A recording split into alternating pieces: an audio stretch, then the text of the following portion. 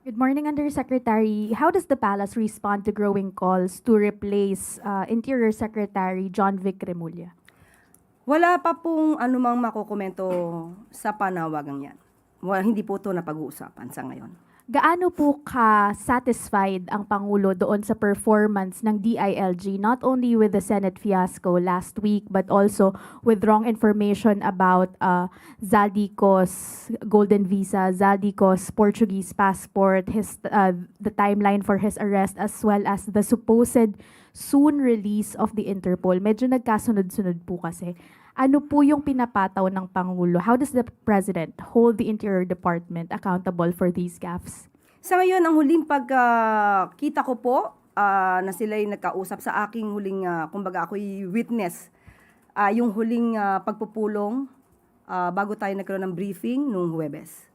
Wala po sa akin, personal po, ay wala naman po akong nakitaan na natanggal ang tiwala ng Pangulo kay Secretary John Vic Remulla.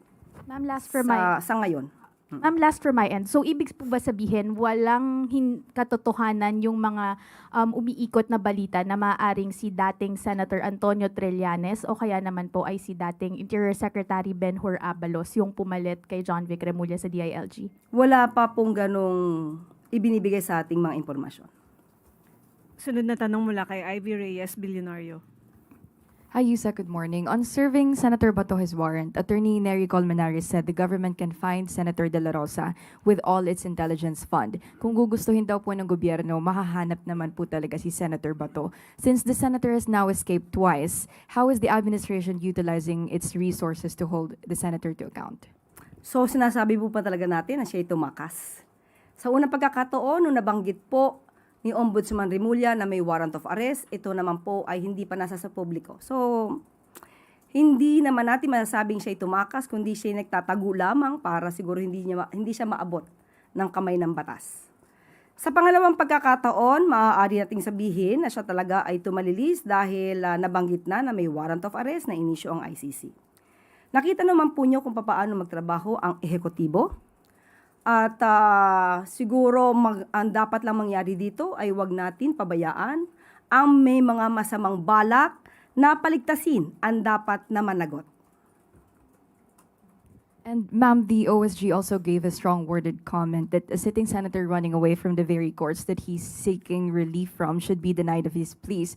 We understand Malacanang leaves all opinions to the courts, but doesn't the palace see a need for a stronger stance, especially now that this has reached international traction? Kita-kita po natin kung ano mismo ang binanggit ng OSG. Nabanggit na sa ngayon ay tinuturing na isang pugante itong si Senator Bato de la Rosa. So, napakalaking mensahe po ito nang ibig sabihin tayo pong lahat ay dapat naging mapanuri kung ano dapat ang ipatupad na batas at kung sino ba dapat din ang makita natin na nagtotolerate sa paggawa ng hindi maganda, paggawa ng labag sa batas. Follow-up question mula kay Maricel Halili, TV5. Yusek, good morning. So how does the palace view those personalities like Senator Robin Padilla who allegedly helped Senator Bato to leave the Senate premise? Magkakaroon po ng pag-iimbestiga at nakita po rin natin ang mga namutawi sa bibig ni Senator Robin Padilla at that time na siya pa ay isang ordinaryong citizen. Na kapag sinabi niya na kapag kami nagsisilbing warrant of arrest ay dapat na sumuko. Pero bakit hindi natin nadidinig mismo kay Senator Robin Padilla ang ganong mga salita patungkol sa kanyang kaalyado na si Senator Bato de la Rosa? Meron bang ibang pagtingin? Meron bang tinititigan? At merong tinitignan lamang? So, kung sino dapat na managot dito, kung mayroong mga pagkukulang at may lumabag sa batas, mayroong nagtatakas o nagpapatakas, dapat lang din po tayo mga Pilipino ay maging mapanuri sa mga nagiging aksyon ng ating mga public servants. Sunod na tanong mula kay Samuel Medenilla, Business Mirror. Good morning po, ma'am. I-ask ko lang po if President Marcos has already accepted the offer of ADB for a 1.75 billion financing assistance. According sa DBM, ang alok po na ito na financing mula sa ADB ay isang malaking tulong at malinaw na nagpapakita ng tiwala sa ating development partners sa kakayahan ng pamahalaan na tumugon sa mga pandaigdigang hamon. Gayunpaman, ayon sa DBM, ito ay kailangan dumaan pa rin sa kaukulang proseso ng pagsusuri at pag-aproba ng pamahalaan. Kailangan pong aralin ng Department of Finance ang terms and conditions ng financing upang matiyak na ito ay naaayon sa fiscal and debt management objectives ng pamahalaan. Clarify ko lang, ma'am. Bali, loan po ba siya or grant? Pinag-aaralan pa to. So, most probably loan ito. Pero wala po tayong authority na magbigay ng anuman detalye dito, kundi ang DBM lamang po. On another topic na lang po, update lang po kung meron na magre-request na po ba yung Executive Department for a supplemental budget sa Congress for its Middle East response. Okay, ayon din po sa DBM at nakausap po natin sila. Tungkol naman sa posibilidad ng supplemental budget, wala pang pinal na desisyon. Sa ngayon, ang anumang susunod na hakbang ay ibabatay sa magiging resulta ng interagency assessment, fiscal space ng pamahalaan at aktual na pangangailangan ng ating response measures. I-ask ko lang, ma'am, kung ipag-uusapan po kaya to kung matutuloy yung LEDAC at saka yung uplift meeting tomorrow po. Walang nakaschedule na LEDAC, pero may nakaschedule na uplift. Okay. Bakit po kaya, last week po na-mention na baka May 19 yung LEDAC. Bakit po hindi na po siya matutuloy?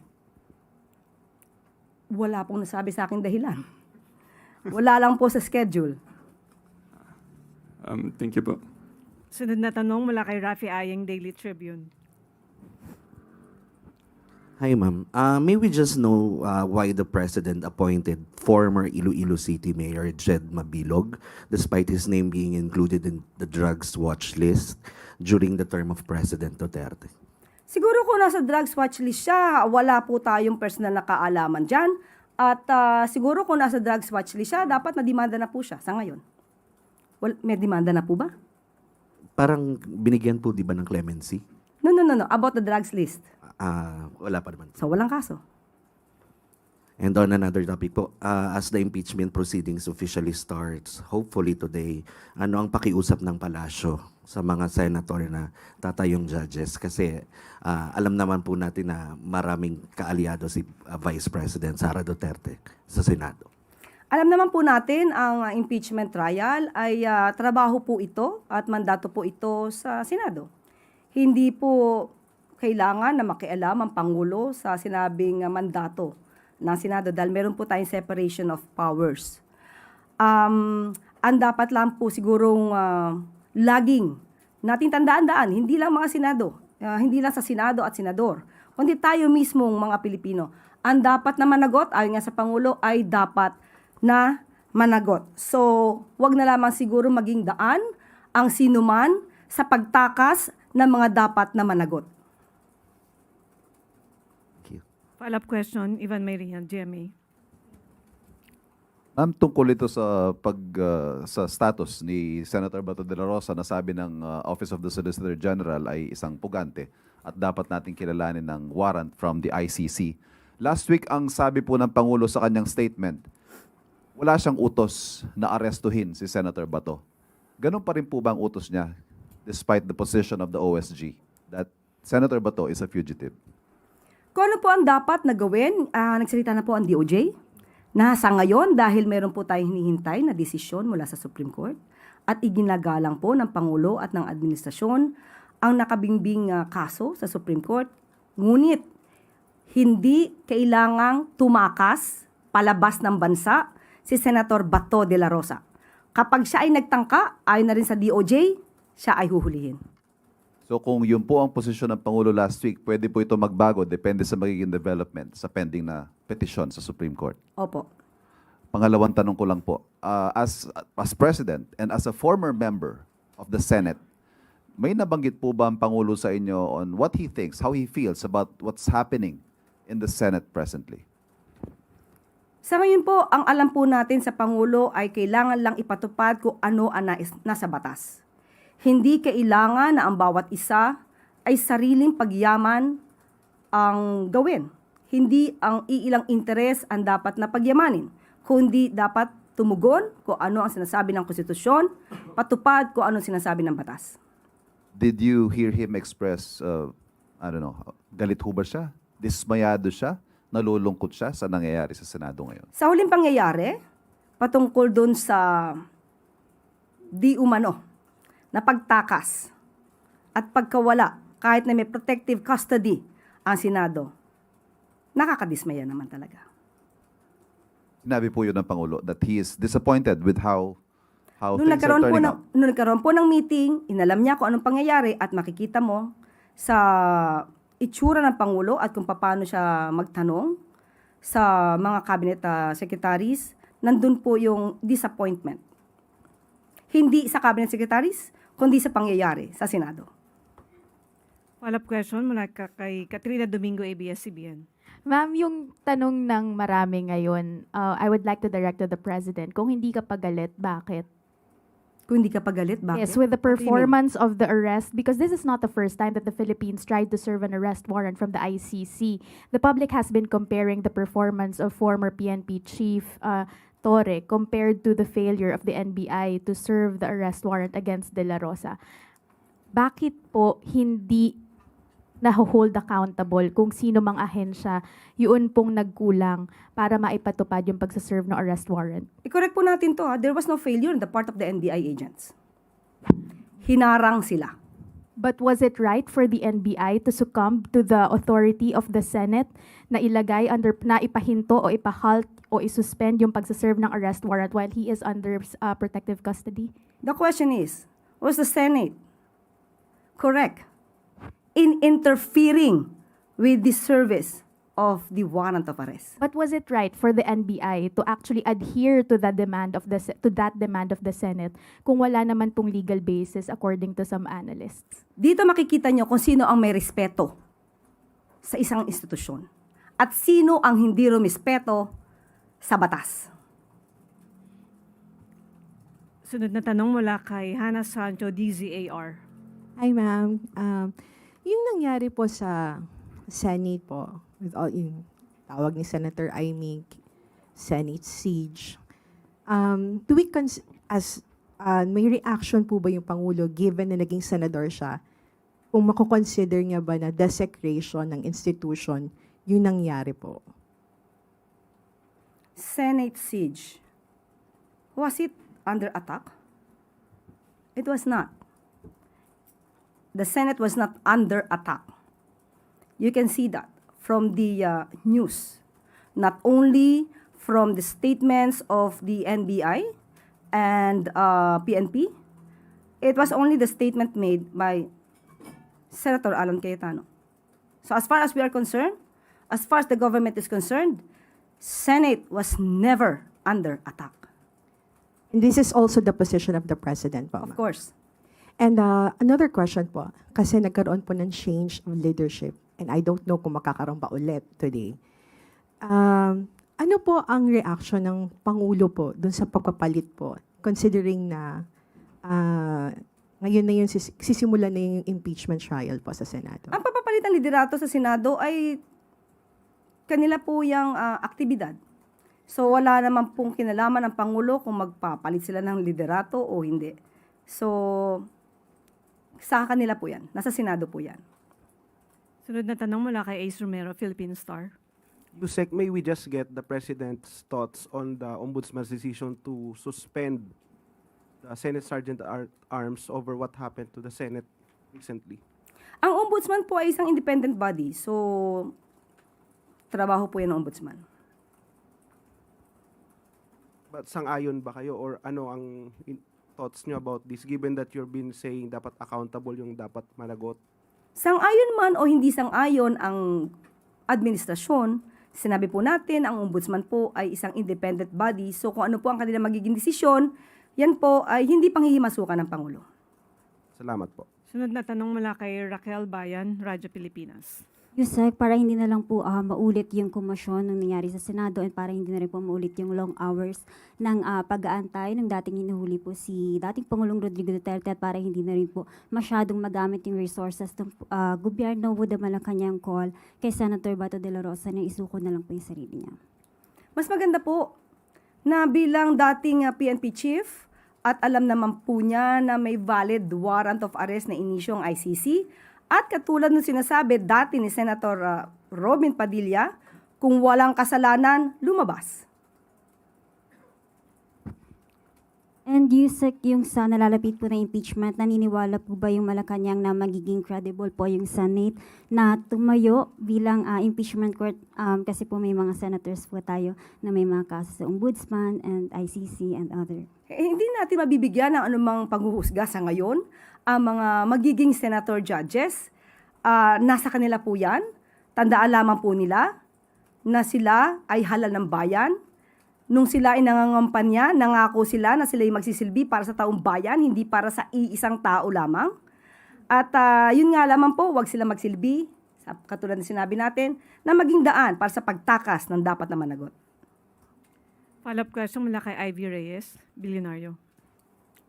Isaac, follow-up lang po din sa statement nyo that the Senate was never under attack. So, can we get a categorical answer if the palace shares the sentiment of the NBI that it was staged? I cannot say anything about that. I cannot make a judgment if it is staged, orchestrated, planned. But you can assess that from the reports also made by some journalists, some reporters. So kayo na po mag-assess. Okay, wala nang tanong mula sa Malacanang Press Corps. Bako naman tayo sa regional media.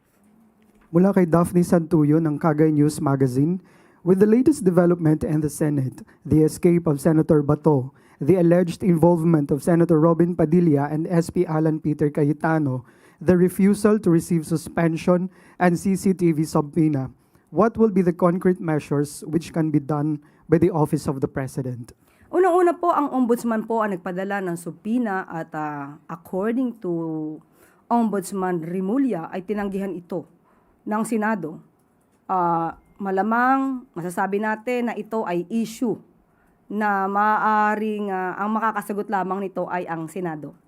Kung kasama man at inamin naman pala ng OSAA na kasabay at magkasama si Senator Bato at si Senator Robin na lumabas nung madaling araw, nasa kanila na rin po yan dahil alam naman po nila kung ano ang dapat na ipatupad na batas. Pero of course, alam natin na sila ay gagamit ng mga technical terms, legal jargons, para ma-justify ang kanilang mga aksyon. But on the part of the government, nagsalita na po ang DOJ, igagalang po natin ang Supreme Court, at naniniwala pa rin po tayo na mayroong valid warrant of arrest. At kapag nagtangka si Senator Bato na lumabas ng bansa, at siya ay nakita, siya ay aarestuhin. Next question from Marites Espartero ng TV11. What government programs are currently available to help protect the livelihood of fisher folk, cannery workers, and other sectors affected by the fuel crisis in Zamboanga Peninsula?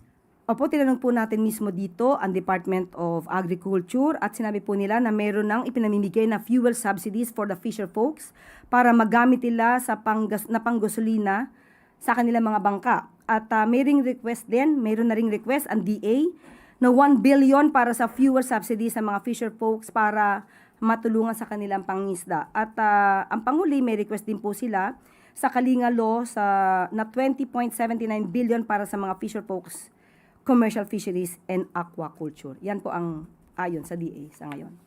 Last question mula kay Merlin Manos ng Lanao Press Corps. We know that education is one of the top priorities of the President. In this regard, nakarating na po ba sa atensyon ninyo or sa palasyo ang reklamo ng mga estudyante and faculty ng Mindanao State University? Ipinagbigay alam natin mismo ito kay Chair Agrupis at sa ngayon ay tinitignan na po nila ang issue at paiimbestigahan po ito para po matugunan kung ano man po ang problemang kinapapalooban ng nasabing universidad.